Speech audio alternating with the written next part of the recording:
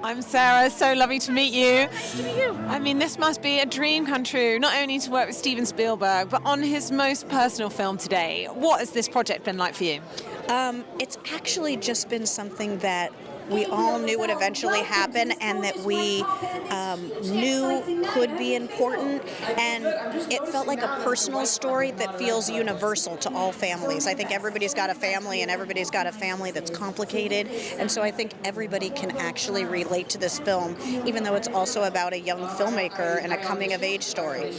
And I mean, the stakes must be so high, though, in some respects, with the fact that this story was going to be so special to Steven, and doing justice to it, whether that's, the sets, the casting, getting the script right.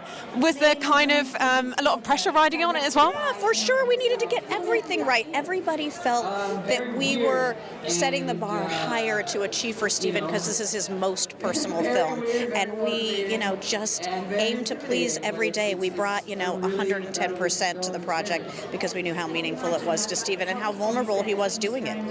And of course, what a phenomenal cast, bringing it to life. Paul Dano, Michelle Williams, Gabriel, as Steven. Yes. What was it like seeing this cast and seeing them bring this together? It was a dream cast, and we actually kind of, even though we made the movie in COVID, we all came together as a family, and I think it was really, we rallied around the mutual support of Steven. And the other thing that really struck me is, how beautifully the era is evoked. It seems seamless, there doesn't seem any break in continuity, the level of detail in the 50s and 60s, but also the creativity of getting into Steven's, childhood imagination, the filming with the Super 8. So how did that all come together?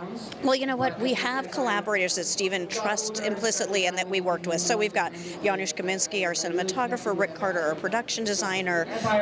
We've got Michael Kahn, Steven's editor, and John Williams, who did the score. Those are like long-time collaborators. And we all have a shorthand with Steven. And then we brought in Mark Bridges to do the costumes. And he was a new member of our family, but he became a member of our family.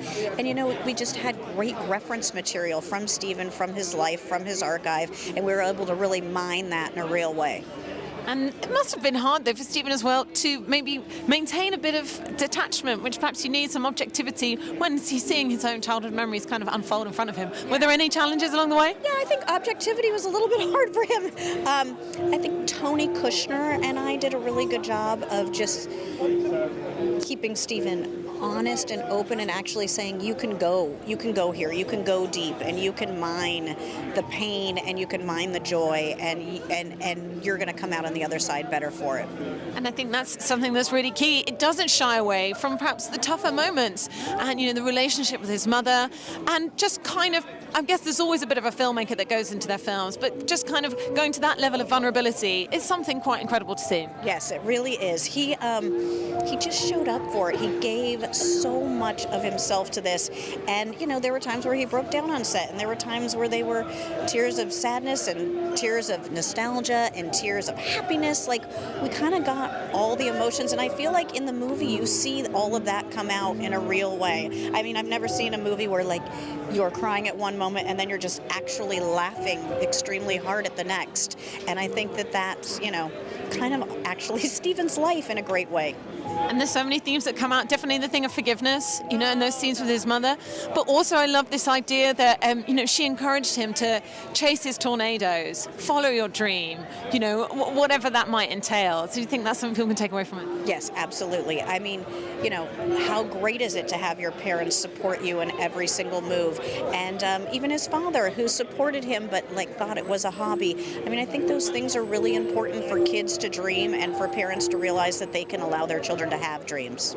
And the importance of holding on to our memories. I think, him losing his parents, but also after the pandemic, us feeling that maybe that sense of loss. And there's just something amazing about art, that you can create this kind of time capsule, and that's something we can all think about too. Yes, absolutely. I think that the film is, heart, art, science,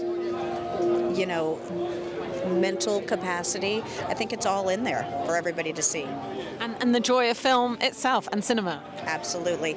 I think that the joy of film, like it springs from Steven's life. I've never seen a man come to set so happy to be there. You know, he's 76 years old now. Like, he's like a kid. He's got an insatiable thirst for knowledge and a thirst for filmmaking, and, you know, it's amazing, and I feel thrilled that every single day I get to work side by side with him.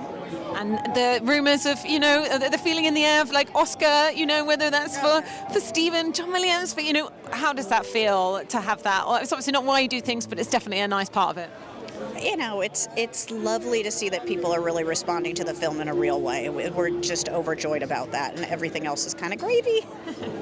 It's been lovely to chat to you. I really enjoyed the evening. Thanks so much. Thank you.